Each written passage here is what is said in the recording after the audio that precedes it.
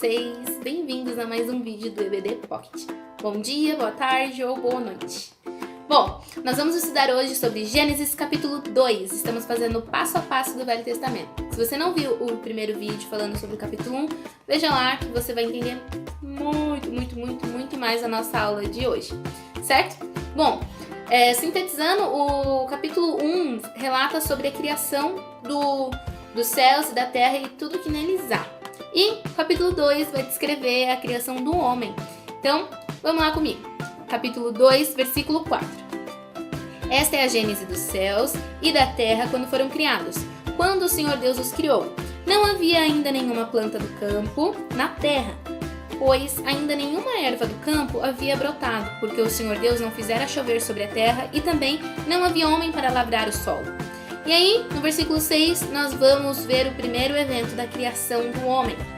Mas uma neblina subia da terra e regava toda a superfície do solo. Ou seja, brotou uma terra e dessa terra surgiu o homem. Nós vamos aí ver no versículo 7. Então formou o Senhor Deus ao homem do pó da terra e lhe soprou nas narinas o fôlego de vida. E o homem passou a ser alma vivente. E plantou o Senhor Deus um jardim do Éden, na direção do Oriente, e pôs nele o homem que havia formado. Do solo fez o Senhor Deus brotar toda sorte de árvores agradáveis à vista e boas para o alimento, e também a árvore da vida no meio do jardim, e a árvore do conhecimento do bem e do mal.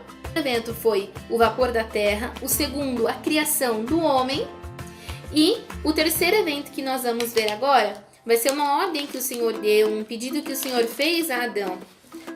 Vamos lá no 15. Tomou, pois, o Senhor Deus ao homem e o colocou no jardim do Éden para cultivar e guardar. E o Senhor Deus lhe deu uma ordem. De toda árvore do jardim comerás livremente, mas da árvore do conhecimento do bem e do mal não comerás, porque no dia em que delas comeres, certamente morrerás. E aí nós vemos a ordem que o Senhor deu a Adão, para ele não comer daquela árvore, os frutos daquela árvore. E nós vemos o quê? Que desde sempre o Senhor sempre nos fez livres, né? E nós fazemos as nossas escolhas. Nós vemos aí o final da história que não foi bem assim. Adão não seguiu corretamente a instrução do Senhor. Porém, ele passou, ele tinha um caminho para Adão, ele fez outro. E isso gerou consequências seríssimas para o restante da humanidade, não é mesmo?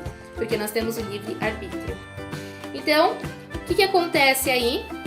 Esse foi o terceiro evento. E o quarto evento, Deus diz que o homem precisa de uma auxiliadora. E aí disse mais o Senhor Deus: não é bom que o homem esteja só. Far-lhe-ei uma auxiliadora que seja idônea. Havendo, pois, o Senhor Deus formado da terra todos os animais do campo e todas as aves do céu, trouxe-os ao homem para ver como este lhes chamaria. E o nome que o homem desse a todos os seres viventes, esse seria o nome deles. Deu nome o homem a todos os animais domésticos, às aves dos céus e a todos os animais selváticos. Para o homem, todavia, não se achava uma auxiliadora que lhe fosse idônea. Então, o Senhor Deus fez cair pesado sono sobre o homem, e este adormeceu. Tomou uma das suas costelas e fechou o lugar com carne. E a costela que o Senhor Deus tomara ao homem, transformou-a numa mulher e lhe a trouxe. E disse o homem: esta, afinal, é osso dos meus ossos, e carne da minha carne, chamar-se-á varoa, porquanto do varão foi tomada. Por isso, deixa o homem pai e mãe, e se une a sua mulher, tornando-se os dois uma só carne. Ora, um e outro, o homem e a mulher, estavam nus e não se vergonhavam. Então aqui nós vemos depois o quinto evento, que Deus criou a mulher. Depois, Adão declarou que ela era osso dos ossos dele, carne da carne dele. Ou seja, eles se tornaram um só. E no sétimo evento era que a pureza, né, que tinha neles ainda, não tinha maldade, porque eles ainda não haviam comido o fruto do conhecimento do bem e do mal. Eles estavam nus e não se envergonhavam disso. Passando isso, nós vemos uma relação nos relatos. No capítulo 1, relata-se a criação do universo, certo? A criação da terra e de tudo que nela há. Então, no capítulo 2, nós vemos a criação do homem. Bom, o que é isso, Giovana? São relatos diferentes, porém com o mesmo tema. Como assim com o mesmo tema? É o mesmo evento de relatos diferentes. É criação. Criação de quem? De Deus. O autor da criação é o tema principal dos dois. Tudo foi feito por Deus, unicamente, exclusivamente Ele. Ele não precisou da ajuda de nenhum agente externo. Ele fez tudo. Ele fez tudo porque Ele tem propósitos para com a humanidade desde o princípio. Então Ele fez porque Ele quis. Deus é responsável de tudo isso. No versículo 18, quando nós vemos a formação da mulher, é importante entender que esse sentido é que Adão precisava de uma auxiliadora, alguém que tinha uma personalidade humana, né? Ele tinha os animais e estava nomeando tudo, mas ele precisava de alguém que pensasse, né, como humano, né, que tivesse a personalidade humana em si. E nisso, nós vemos que muito do que nós entendemos sobre família é trago de Gênesis, não é mesmo? Então, algumas coisas sobre a visão que nós temos sobre o papel da mulher e do homem é trago de Gênesis. Muitas das vezes, influenciado pelos capítulos de Gênesis. E, particularmente, focaliza as necessidades do homem e da mulher. E como que a gente pode se ver nesses versículos? O Senhor não criou a humanidade para ela viver isolada. Agora sim, é importante cada um ficar isolado, né? Porque nós estamos num tempo de isolamento social. Porém, o propósito de Deus para nós é que nós venhamos viver com companhias, né? Em companheirismo e não sozinhos, isolados, cada um na sua, não é mesmo? Porque somente outra pessoa pode satisfazer a necessidade de outra pessoa. Você pode ter o que você for, você pode ter dinheiro, pode ter 1000 bichinhos de estimações, mas apenas uma pessoa satisfaz a necessidade de outra pessoa.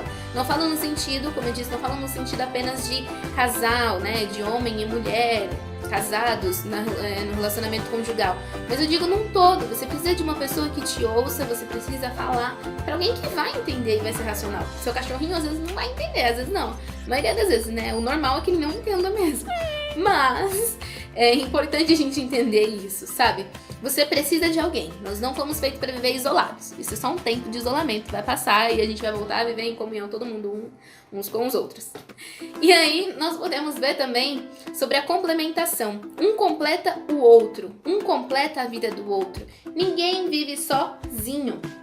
Não é mesmo? Ainda mais se você não casa. Se você, eu não vou casar, vou viver, tenho um dom de celibato. Tá bom, mas você ainda assim vai precisar de pessoas para te ajudar, para te animar na sua fé, não é mesmo?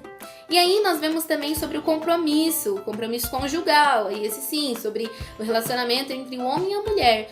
Deus quis que a raça humana viesse através do relacionamento de homem e de uma mulher, de um homem e de uma mulher. Então Deus quis assim, ele podia ter feito totalmente diferente, mas ele escolheu fazer assim. E aí nós entendemos isso. Olha como Deus ele é perfeito. Ele fez tudo para que possamos viver sempre em comunhão, né? Deus ele criou tudo. Ele não podia fazer com que o homem sozinho gerasse uma vida? Sim. Poderia fazer com que uma mulher sozinha gerasse uma vida? Poderia. Deus criou tudo, por que não? Mas ele escolheu assim, porque ele quer que nós venhamos viver em companheirismo, em comunhão. Ele quer que um complete o outro e ele quer que tenhamos um compromisso. E quando falo desse compromisso conjugal, é algo que já é bem claro para nós, é algo que é para ser para o resto da vida, é algo que é para durar para sempre. E não ser algo passageiro, mas algo selado a Ele também, a Deus, selado com Deus esse compromisso. E aí, no decorrer desse capítulo, também nós nos deparamos com a questão da escolha. O Senhor, ele deu várias árvores que fosse boa para a vista e ainda para alimento. E só uma delas ele não podia comer, que era a árvore do conhecimento do bem e do mal. E o que acontece? Nós temos o livre-arbítrio. Nós não estamos presos a um único destino. Nós temos escolhas. Adão tinha escolha. Adão poderia ter escolhido seguir a orientação de Deus sobre não comer da árvore do conhecimento do bem e do mal. E ele não morreria. Mas o que ele fez? Ele quis fazer a própria escolha. O Senhor sempre nos fez livres, desde o princípio. Nós somos livres para fazer as nossas escolhas. Porém, cada escolha tem a sua consequência, né? Cada plantação tem a sua semeadura. Adão plantou, não obedeceu ao Senhor e nisso ele colheu. Ele colheu o quê? A morte, colheu entre tantas outras coisas que nós temos hoje em dia, não é mesmo? Então, É importante a gente entender isso e ver o que vale a pena a gente fazer a nossa escolha. Nossas escolhas são destruidoras, nossas escolhas elas são muito limitadas, a nossa visão é limitada, o Senhor enxerga muito além de nós. Por isso que eu te aconselho a escolher seguir o plano do Senhor para sua vida e não o seu. Nós somos muito limitados, não sabemos o dia de amanhã. O Senhor sabe de tudo. Então Ele tem tudo perfeito e confia nele. Inclusive nesse momento de caos, escolha confiar no Senhor. Escolha confiar na bondade dele. Olha o tamanho do nosso Deus. Olha o tamanho da criação que Ele fez. Olha para você, Ele te fez com maior carinho. Ele te fez porque Ele tem propósito para você. Então nós não precisamos temer. Mesmo em meio ao caos, é importante nós escolhermos. Ao invés de nos desesperar e ficar olhando só pela janelinha, ficar só ouvindo coisas que não vão nos edificar, lembrar e escolher viver para o Senhor e escolher ser guardado por Ele, escolher confiar no Senhor e Ele vai guardar você, eu tenho certeza disso. É a melhor escolha que você pode fazer. Então, continuando nisso também, nós vemos a questão, do trabalho. Já finalizando, nós vemos a questão do trabalho. Deus deu aos seres humanos a tarefa de proteger e cuidar do mundo. Então era pro mundo estar assim, não era pro mundo estar assim, né, gente? Muitas coisas não eram pra estar do jeito que estão, mas, enfim. Mas Deus ainda assim, Ele é tão bom. Cada manhã, as misericórdias do Senhor se renovam e Ele nos dá uma nova chance. Então, era pra ter agrotóxico? Não era pra ter agrotóxico, gente, nas frutinhas e nas coisas, mas tudo bem, não é mesmo? O Senhor, Ele tem nos agraciado cada dia. Se não fosse a graça dele, meu Deus. Enfim, quando Adão e Eva pecou, eles corromperam não somente o relacionamento deles com Deus, mas também com o mundo que havia sido dado para eles. Então o trabalho era para ser algo produtivo, prazeroso e satisfatório, e passou a ser algo cansativo.